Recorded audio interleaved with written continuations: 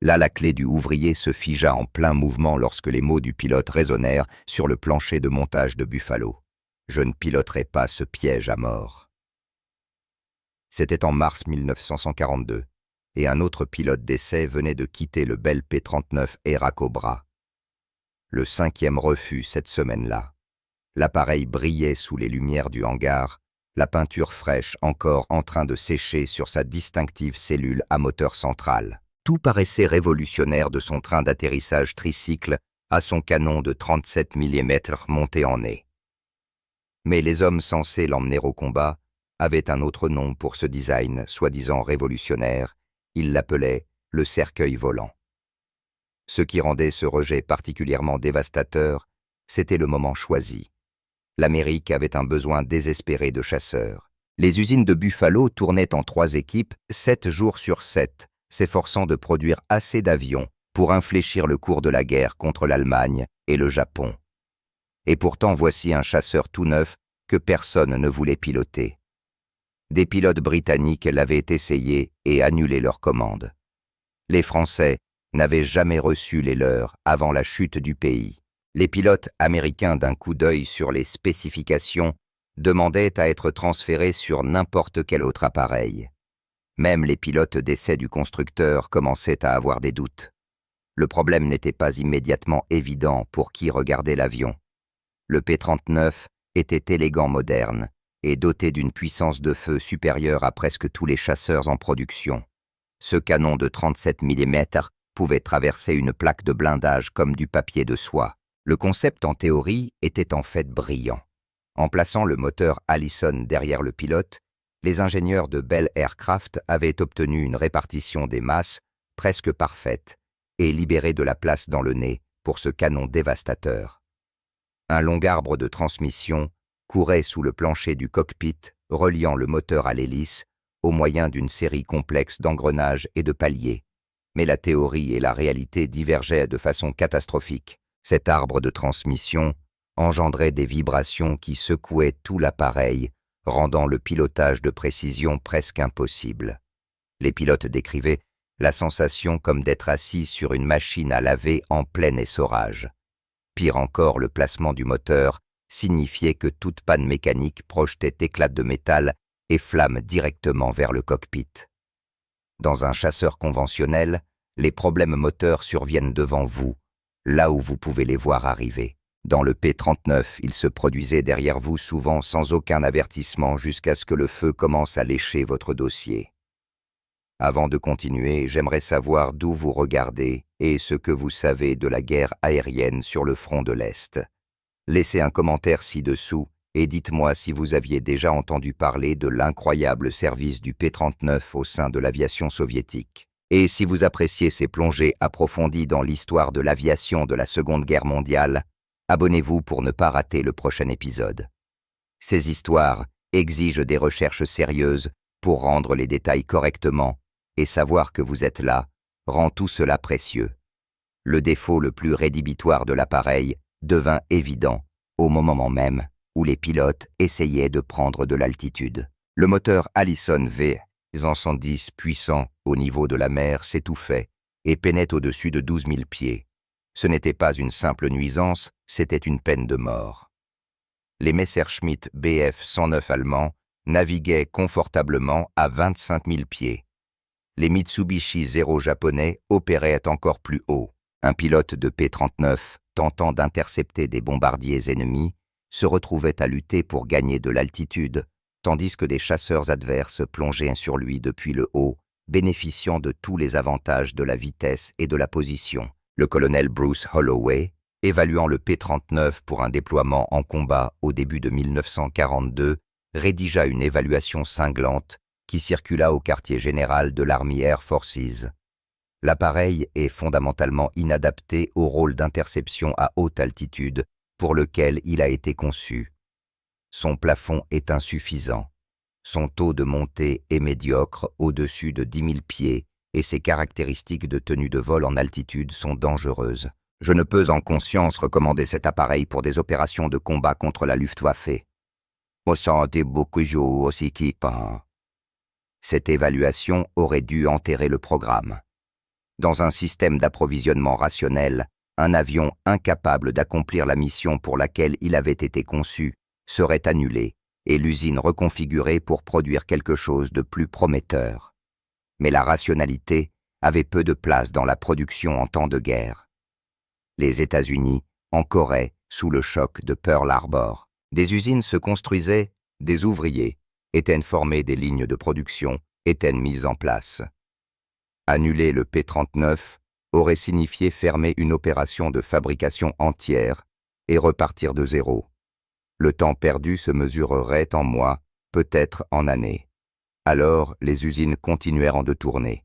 Les ouvriers de Buffalo rivetaient des cellules, installaient des moteurs et montaient des systèmes d'armes sur des avions que les pilotes américains et britanniques refusaient de piloter. Au printemps 1942, des centaines de P-39 sortaient encore des chaînes de production sans destination. Ils s'empilaient sur des terrains de stockage à travers le pays rangé de chasseurs indésirables, prenant la poussière, tandis que la guerre faisait rage sans eux. Puis surgit une solution inattendue. L'Union soviétique, luttant désespérément contre l'invasion allemande, avait besoin d'avions. N'importe quel avion. Joseph Staline avait clairement fait savoir par canaux diplomatiques qu'il avait besoin de chasseurs de bombardiers et de chars en quantité massive et qu'il en avait besoin immédiatement. Les États-Unis, désireux de soutenir leur allié et de maintenir le front de l'Est actif, commencèrent à expédier du matériel militaire via le programme Lend-Lease. Parmi ces envois se trouvaient des centaines de P-39 Air Cobra que personne d'autre ne voulait. Les responsables américains voyaient privément cela comme un moyen de se débarrasser d'une erreur embarrassante tout en respectant formellement leurs obligations envers les Soviétiques. La logique était à peu près la suivante: envoyons-leur les chasseurs que nous ne pouvons pas utiliser, gardons le meilleur pour nous et espérons que les Russes en trouveront l'usage. Si les P-39 se révélaient aussi inadéquats sur le front de l'Est qu'ils l'avaient été en mains américaines, eh bien, au moins, les pertes ne seraient pas celles de pilotes américains. Les appareils commencèrent leur voyage par l'itinéraire le plus détourné qu'on puisse imaginer. Ils furent chargés sur des cargos dans les ports américains, traversèrent des eaux infestées de sous-marins allemands jusqu'au port du golfe Persique, puis furent démontés et transportés par voie terrestre à travers l'Iran jusqu'au sud de la Russie. Le trajet prit des mois. Beaucoup d'avions furent endommagés durant le transport. Certains furent perdus, coulés par des U-boots allemands. Mais à la fin de l'année 1942, les premiers P-39 arrivaient sur les bases aériennes soviétiques, où ils reçurent un accueil très différent de celui qu'ils avaient connu en Amérique. Les pilotes soviétiques abordèrent l'Air Cobra sans préjugés ni idées préconçues. Ils ne se souciaient pas des performances en haute altitude, car ils ne combattaient pas en haute altitude. La guerre aérienne sur le front de l'Est était brutale, chaotique, et se déroulait principalement en dessous de 3000 mètres. Les Stuka allemands piquaient à basse altitude sur les positions soviétiques. Les soviétiques attaquaient les chars allemands à hauteur de cimes d'arbres. Les combats aériens désespérés tourbillonnants qui caractérisaient le front de l'Est se déroulaient dans une atmosphère dense où le moteur Allison du P-39 fonctionnait à merveille. Les premières unités soviétiques à recevoir l'Air Cobra la traitèrent comme une expérience. Les pilotes habitués à voler sur le LAGG-3, un chasseur en bois sous-motorisé et faiblement armé, découvrirent avec le P-39 une révélation. Ce canon de 37 mm pouvait détruire un bombardier allemand d'un seul coup bien placé. La structure robuste de l'appareil lui permettait d'encaisser des dommages de combat qui auraient pulvérisé les fragiles LAGG. Et dans l'environnement de basse altitude où opéraient les pilotes soviétiques, le P-39 était en réalité plus rapide et plus manœuvrable que de nombreux chasseurs allemands.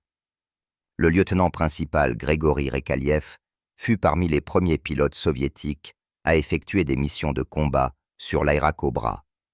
Son rapport initial, rédigé en octobre 1942, révéla les différences culturelles dans la manière dont les pilotes évaluaient un avion.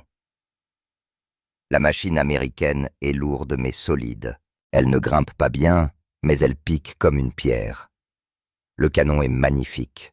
Aujourd'hui, j'ai détruit un Junkers Ju-88 avec 3 obus. Toute la section arrière s'est séparée du fuselage. Cet avion récompense l'agressivité et punit l'hésitation. Cette philosophie, l'agressivité récompensée, l'hésitation punie, devint la base des tactiques soviétiques de l'Airacobra. Les pilotes apprirent à exploiter les forces de l'appareil tout en évitant les situations qui révélaient ses faiblesses. Ils attaquaient rapidement depuis des positions avantageuses, tiraient ce canon dévastateur, puis se repliaient avant que les chasseurs ennemis ne puissent réagir. Entre des mains expertes conscientes de ses capacités, le P-39 se transforma du « cercueil volant » en prédateur mortel. Le pilote qui maîtrisa véritablement l'Airacobra fut Alexandre Ivanovitch Pokrychkin, un nom destiné à devenir légendaire dans l'histoire de l'aviation soviétique. Né en 1913, à Novosibirsk, Pokrychkin avait commencé la guerre aux commandes de vieux chasseurs I-16 luttant contre des avions allemands supérieurs avec du matériel et des tactiques dépassées.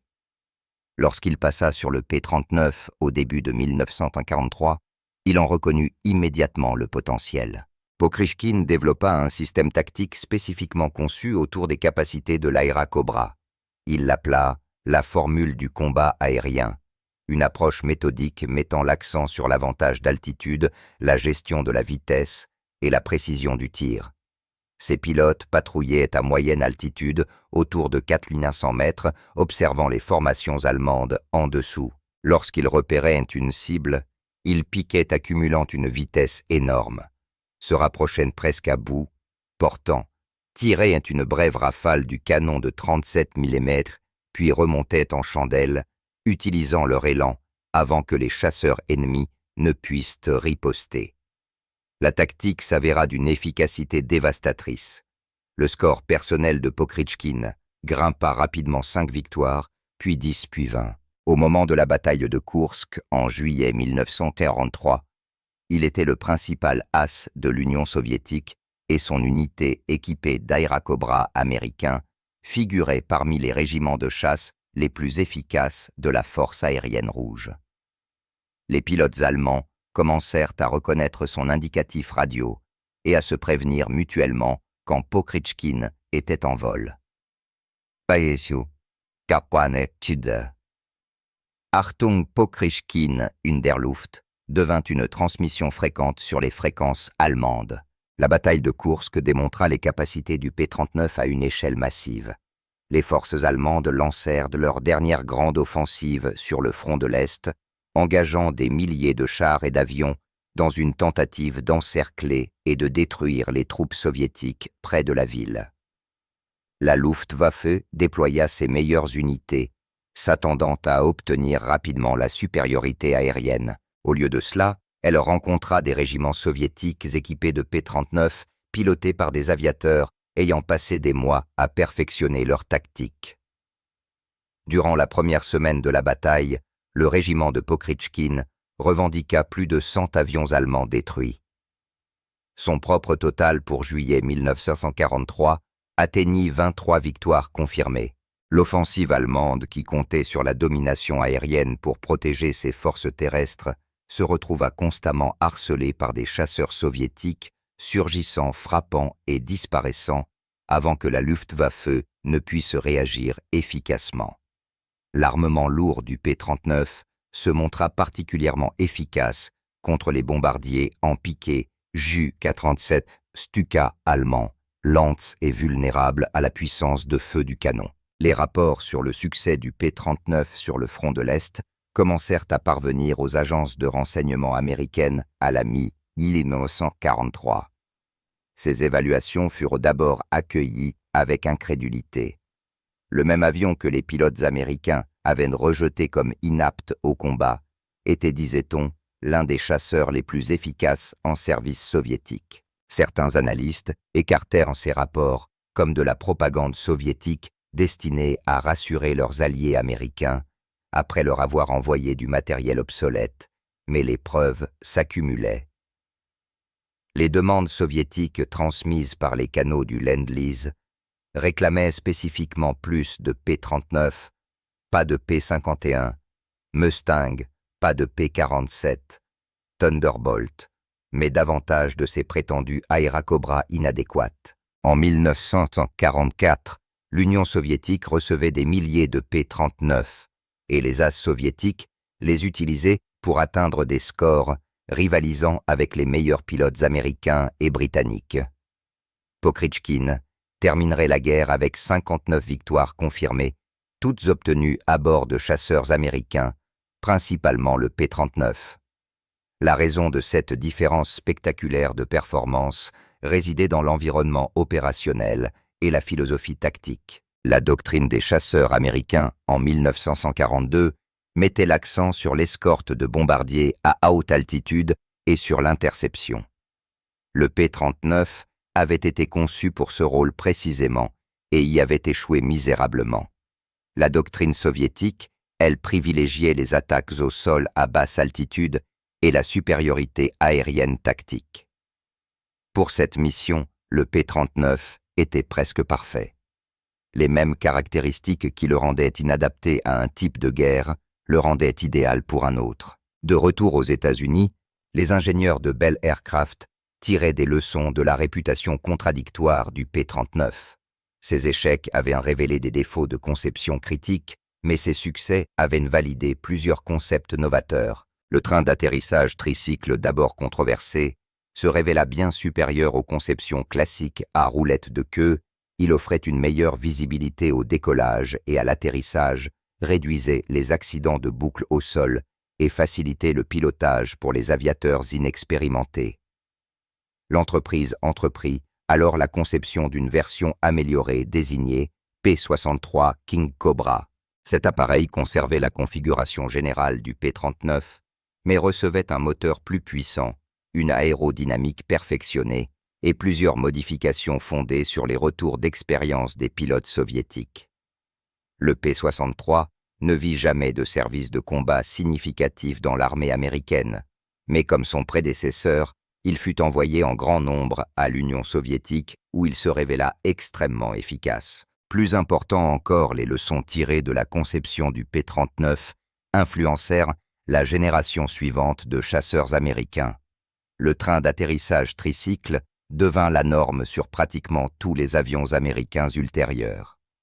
L'accent mis sur la visibilité du pilote que Bell avait inauguré avec le cockpit à ouverture latérale du P-39 devint une priorité du design aéronautique. Le concept d'installer des armes lourdes à tir lent dans le nez, validé par le succès du canon de 37 mm du P-39, orienta les choix d'armement pour de nombreuses années. Lorsque Clarence Kelly Johnson de Lockheed commença à concevoir le premier chasseur à réaction opérationnelle américain, le P-80 Shooting Star en 1943, l'appareil qui en résulta présentait d'étonnantes similitudes avec la configuration du P-39. Tous deux possédaient un train tricycle pour une meilleure maniabilité. Tous deux mettaient l'accent sur la visibilité du pilote et la facilité d'entretien, et tous deux plaçaient le moteur derrière le pilote, bien que dans le P-80, cela fut imposé par la conception même du moteur à réaction, plutôt que par le besoin de loger un canon dans le nez. Le P-80 représentait tout ce que le P-39 avait tenté d'être sans jamais tout à fait y parvenir. Il reprenait les bonnes idées tout en éliminant les faiblesses. La connexion entre le méprisé P-39 et le succès de l'Amérique à l'ère du jet n'était pas une coïncidence. C'était une évolution née de dures leçons tirées à la fois des échecs et des réussites. L'échec du P-39 en haute altitude força les ingénieurs américains à comprendre l'importance cruciale de la suralimentation des moteurs et des performances sur l'ensemble de l'enveloppe de vol. Son succès entre les mains soviétiques leur apprit qu'il n'existait pas de définition unique d'un chasseur efficace. Les exigences de la mission, l'environnement opérationnel et la doctrine tactique déterminaient ensemble ce qui faisait la réussite d'une conception. Alexandre Pokritchkin, l'as soviétique, qui avait maîtrisé le P-39, termina la guerre avec 59 victoires confirmées, ce qui faisait de lui le deuxième as, allié le plus titré après Ivan Kojedoub et ses 62 victoires. Il fut décoré 3 fois héros de l'Union soviétique, la plus haute distinction du pays.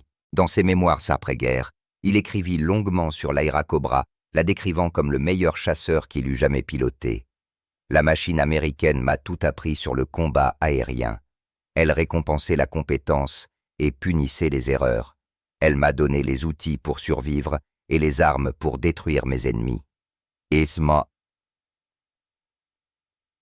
Plus de 400 P-39 furent livrés à l'Union soviétique pendant la guerre, représentant presque la moitié de tous les Airacobra produits. Les pilotes soviétiques les utilisèrent de Stalingrad à Berlin, accumulant des milliers de victoires contre la Luftwaffe. C'étaient les mêmes avions que les pilotes américains et britanniques avaient rejetés comme impropres au combat, les mêmes cercueils volants que les pilotes d'essai avaient refusé de piloter. Entre les mains soviétiques, ils devinrent des instruments de victoire. Les chaînes de montage de Buffalo s'arrêtèrent enfin en août 1944, après avoir produit 9 44 P-39 sous diverses configurations. Les ouvriers qui les avaient construits ignoraient probablement la véritable histoire de leur performance au combat. Ils avaient lu les rapports négatifs des pilotes américains, entendu les critiques et compris que les chasseurs qu'ils assemblaient étaient considérés comme des échecs par leur propre armée. Ils ne pouvaient pas savoir que sur le front de l'Est, ces mêmes appareils contribuaient à renverser le cours de la plus vaste guerre terrestre de l'histoire. En 1950, le P-39 avait presque entièrement disparu du service militaire. Les jets avaient pris le relais, rendant les chasseurs à hélice obsolètes, sauf dans des rôles limités. La plupart des Airacobra furent ferraillés, leur aluminium fondu pour d'autres usages. Quelques exemplaires survécurent dans des musées conservés comme témoins de la technologie de guerre. Mais l'influence de l'appareil survécut dans chaque chasseur américain qui suivit, perpétuant les leçons tirées de ses échecs comme de ses succès inattendus. L'histoire du P-39 Airacobra remet en cause les récits trop confortables du progrès technologique et de la supériorité militaire. Elle révèle que le succès et l'échec dépendent souvent du contexte, que la même conception peut être à la fois inadéquate et excellente, selon l'usage qu'on en fait. Elle démontre que l'innovation naît parfois de sources inattendues et que le chemin du progrès est rarement rectiligne ou prévisible. Les concepteurs américains, qui avaient d'abord raillé la disposition non conventionnelle du P-39, en adoptèrent plus tard de nombreux éléments dans leurs chasseurs à réaction. Les pilotes soviétiques, qui avaient reçu l'appareil comme un rebut de leurs alliés américains, le transformèrent en l'une des armes les plus redoutables de la guerre. Les leçons de cette contradiction façonnèrent l'aviation américaine pendant des décennies, enseignant aux ingénieurs que le génie et l'échec coexistent souvent dans un même dessein, séparés seulement par la manière et le lieu où ce dessein est employé. Les ingénieurs de Bell Aircraft, qui avaient conçu le P-39 avec tant d'espoir, n'avaient jamais eu l'intention de créer un échec controversé qui trouverait sa rédemption dans le service soviétique. Ils avaient imaginé un chasseur novateur capable de dominer le combat aérien grâce à une puissance de feu sans précédent et à une configuration révolutionnaire. Lorsque les pilotes américains rejetèrent leur création en la qualifiant de cercueil volant, ce dut être un choc dévastateur. Pourtant, leur choix de conception même, ceux qui avaient échoué, contribuèrent aux fondations de l'aviation à réaction américaine. Les ouvriers de l'usine de Buffalo, qui rivetaient des milliers de P-39 en sachant que leurs produits étaient indésirables pour leur propre armée, démontrèrent une autre forme de courage. Ils maintinrent la qualité et le savoir-faire, même en construisant des avions que leurs pilotes qualifiaient de pièges mortels. Ils gardèrent les chaînes de production actives, alors que le bon sens aurait voulu que le programme soit annulé. Leur dévouement assura que lorsque les Soviétiques eurent désespérément besoin de chasseurs des appareils, furent disponibles à leur envoyer. Aujourd'hui, les rares P-39 survivants reposent dans des musées, aux côtés des Mustangs, des Thunderbolts et d'autres chasseurs célèbres de la Seconde Guerre mondiale. Les plaques explicatives les décrivent souvent comme une conception infructueuse ayant trouvé un succès inattendu entre les mains soviétiques. Cette évaluation bien que juste passent à côté du sens plus profond de leur histoire. Le P-39 représente quelque chose de plus fondamental que le simple succès ou échec au combat. Il incarne la réalité complexe et chaotique du développement technologique, où les échecs enseignent parfois autant que les réussites. Le chasseur que personne ne voulait finit par apprendre aux ingénieurs américains tout ce qu'ils devaient savoir pour construire les meilleurs avions du monde. Ces défauts révélèrent des lacunes critiques dans la compréhension des systèmes. Son succès inattendu entre les mains soviétiques démontra que les exigences de conception devaient correspondre à la réalité opérationnelle. Ces innovations, une fois perfectionnées, devinrent des éléments standards de la conception des chasseurs à réaction. Le cercueil volant devint ainsi la pierre angulaire de la supériorité aérienne américaine à l'ère du jet. Lorsque le North American F-86 Sabre, le chasseur à réaction emblématique de la guerre de Corée, prit son envol en 1947. Il portait dans son ADN celui du méprisé P-39, le train d'atterrissage tricycle qui rendait la manœuvre au sol sûr et prévisible. L'accent mis sur la visibilité du pilote et l'ergonomie du cockpit. La compréhension qu'un chasseur exige un équilibre délicat entre des exigences contradictoires. Ce n'étaient pas des principes abstraits, mais des leçons durement acquises, payées par la honte du rejet et la gloire inattendue des victoires soviétiques. L'histoire du P-39. Aira Cobra nous rappelle que les jugements de l'histoire sont rarement simples ou définitifs. L'avion, autrefois considéré comme le pire chasseur américain, contribua davantage au progrès de l'aviation que bien des conceptions acclamées. Le cercueil volant que les pilotes refusaient de piloter permit à des aviateurs soviétiques d'atteindre des scores rivalisant avec ceux des plus grands as de la guerre. L'échec qui aurait dû être annulé transmit les leçons qui façonnèrent l'avenir du combat aérien. Parfois, les machines que nous rejetons nous en apprennent plus que celles que nous adoptons, et parfois le pire devient le fondement du meilleur.